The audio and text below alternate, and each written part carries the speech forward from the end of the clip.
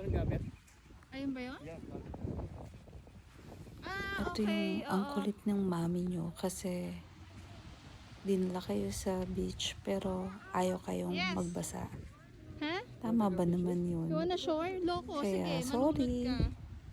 Minsan ganun talaga. Huwag na kayong magbasa kasi mahirap magtanggal ng sand. Saan?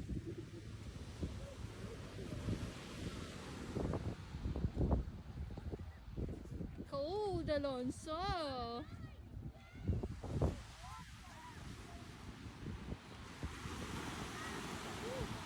Di ba? Yung Kung una meron ka kaming wetsuit, pumunta oh. dito, si ate is like 10 months old pa lang. Parang after 11 years, saka lang kami nakabalik Put sa your Redondo jacket Beach. on.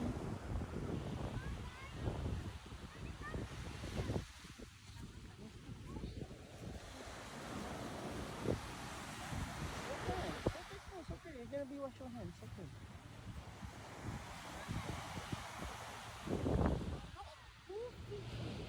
Sana yung time na to nakabili na ako ng wetsuit nila para nagamit. Kasi after this beach trip yata, meron na akong wetsuit sa wakas. Anak, huwag na kayong magbasa.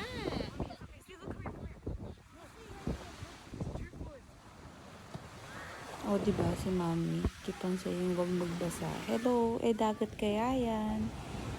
Ay, ay, ay. Oh my God, ang laki. Kasi anak, kapag may wetsuit ka, you can go the water. Oh. Ha? No, dyan lang kayo. No, mommy, that's boring. It's okay, Jay. It's okay, Jay, mommy. It's okay, Jay. Baka mabasa na naman yung mga shorts niyo. Remember your sister. Take it out your sister. Mami, ano ba? Please, stop saying the word basa-basa.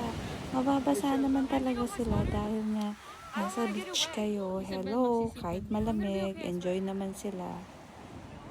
Thank you for watching. Another gala namin na naman